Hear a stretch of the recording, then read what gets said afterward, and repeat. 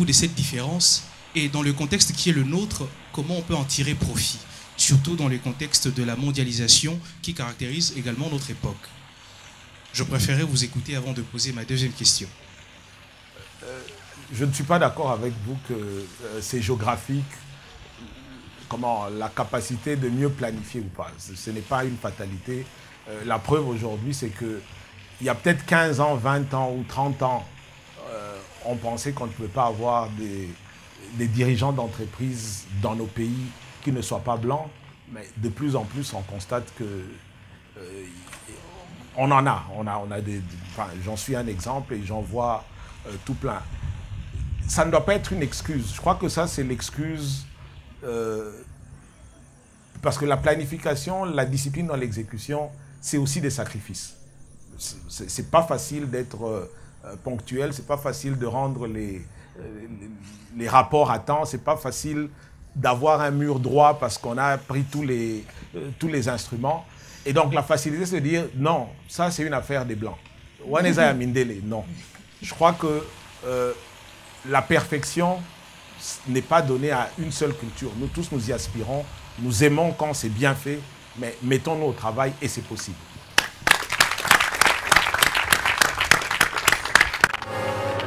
Vous suivez Congo d'Excellence, à l'initiative de la primature de la République démocratique du Congo. Alors, nous sommes déjà au 4e thème de cette émission. Il s'agit du dernier que nous abordons aujourd'hui. Alors, notre tête est non pas de plus en plus pleine, mais de mieux en mieux faite.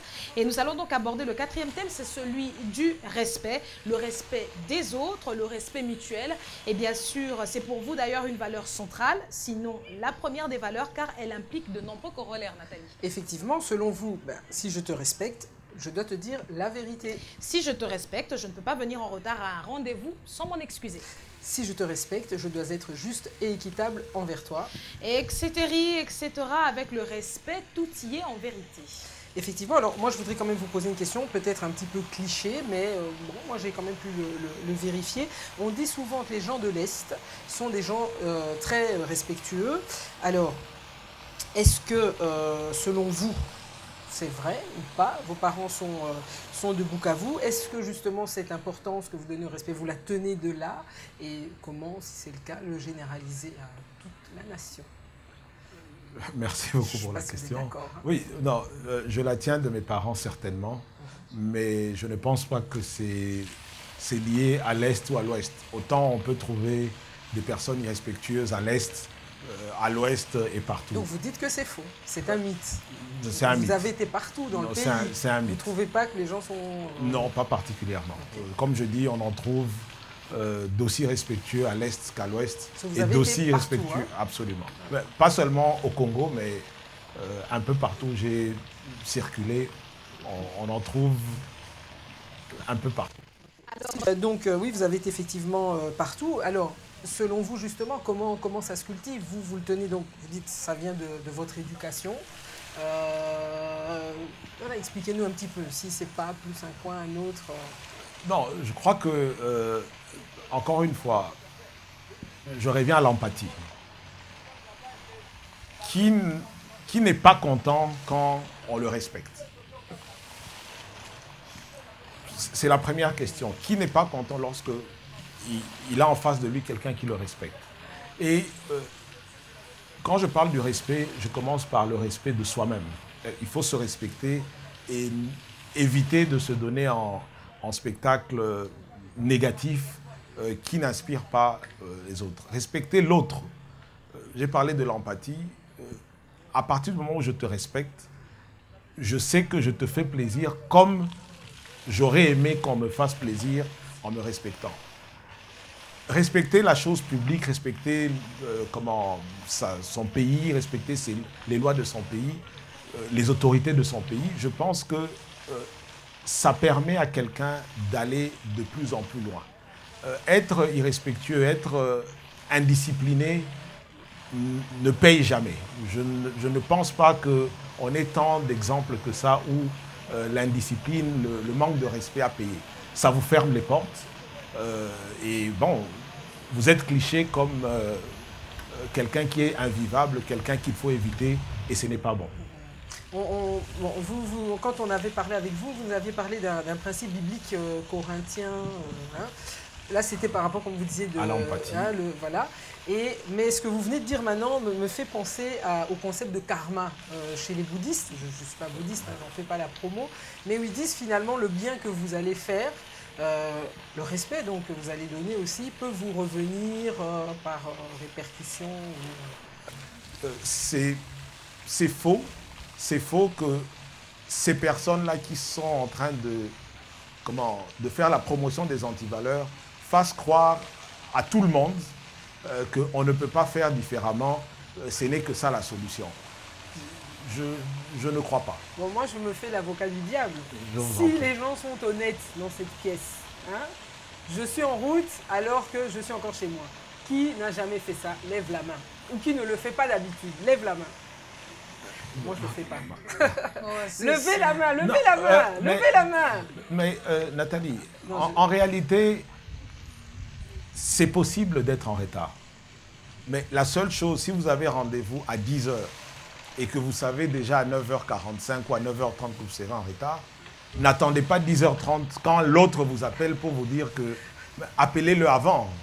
C'est le minimum de respect. Christelle ne te sent pas visée quand même. Oh, ça va. Hein. Alors, on va prendre la deuxième question, c'est celle d'Alicia. Bonsoir, monsieur Alain. Bonsoir, Alicia. Je reviens encore vers vous avec une nouvelle question qui est de savoir quel rapport voyez-vous entre respect et réussite, tout en sachant que la réussite implique marcher sur les autres, les écraser pour avoir sa place. Merci. Merci beaucoup, Alicia. Je ne crois pas que réussite va avec marcher sur les autres. J'ai eu un patron chez Coca-Cola qui avait l'habitude de dire dans la vie, il ne faut jamais monter seul. Il faut toujours monter avec les autres. Et l'exemple qu'il donnait, c'est que, il dit, Alain, si tu montes avec les autres, le jour de ta chute, ils seront là pour amortir ta chute.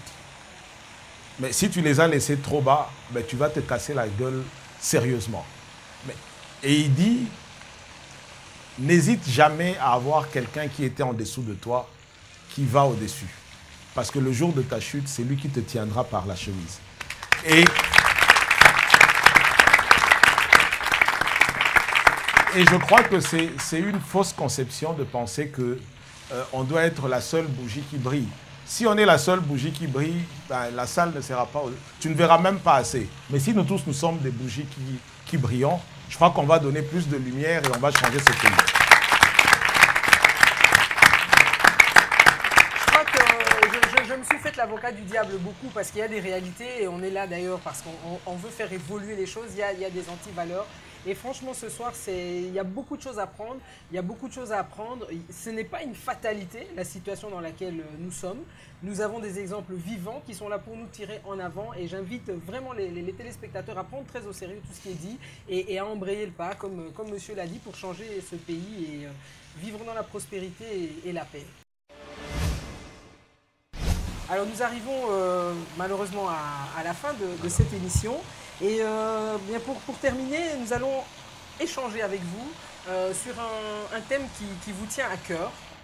C'est la formation continue. On a eu l'occasion de le découvrir en échangeant avec vous.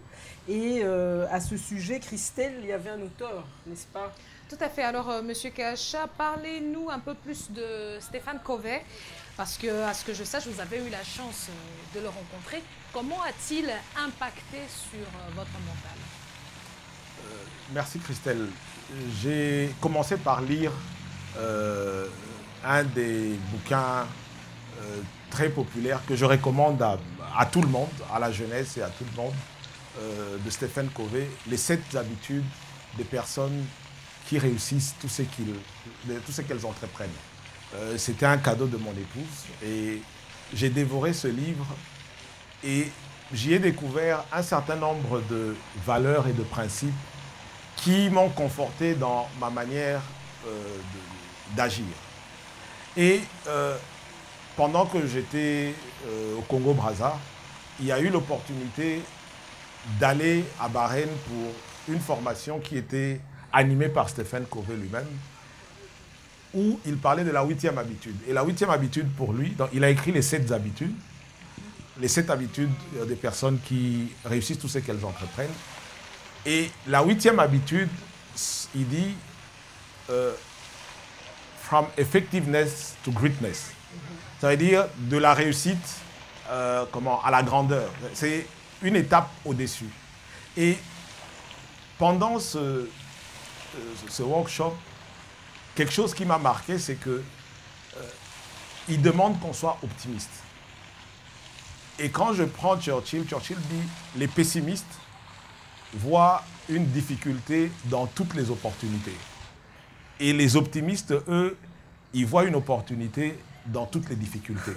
Je vous conseille vivement de vous éloigner de tous les pessimistes autour de vous. Les pessimistes autour de vous, c'est ceux qui vous disent « cette matière, vous ne réussirez jamais. Ce prof, mettez-les loin de vous, ils sont pires qu'Ebola. »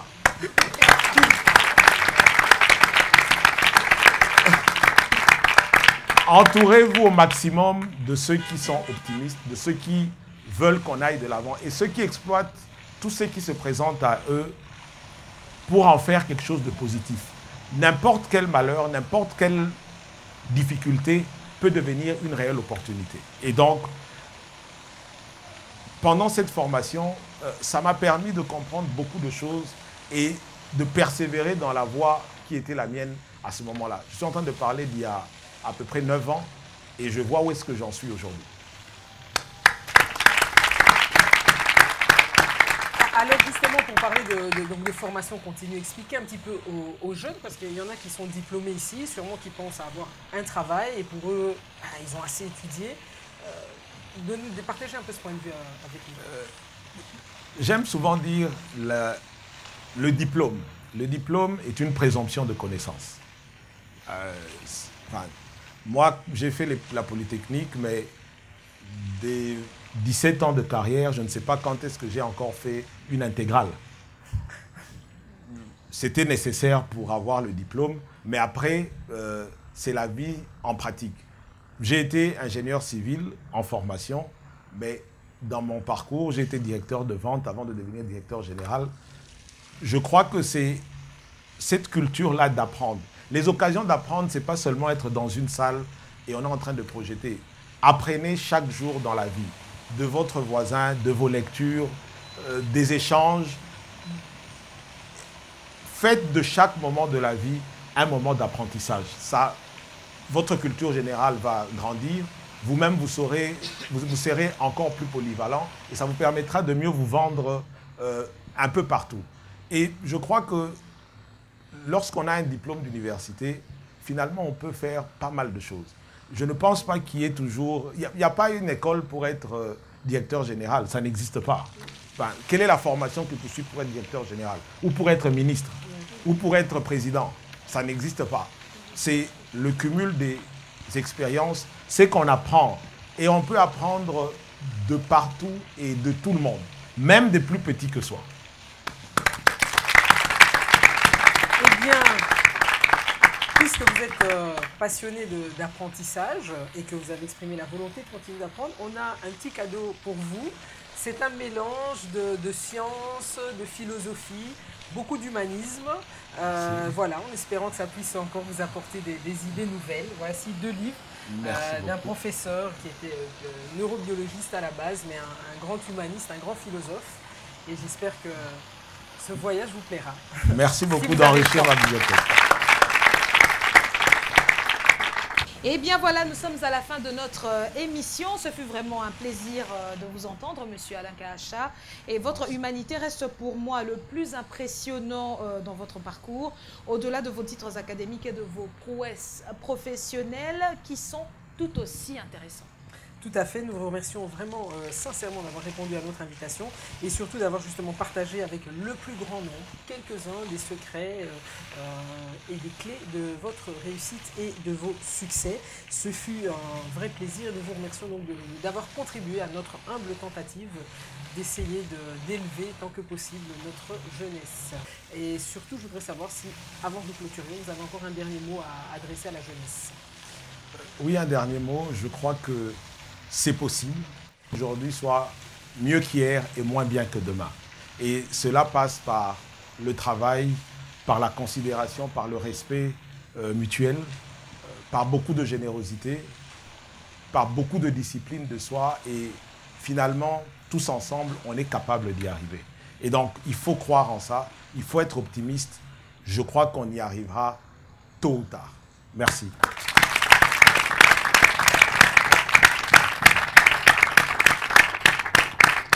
Voilà, merci à vous, Monsieur Alain Kacha, d'avoir pris de votre temps si rare et surtout si précieux pour répondre à notre invitation.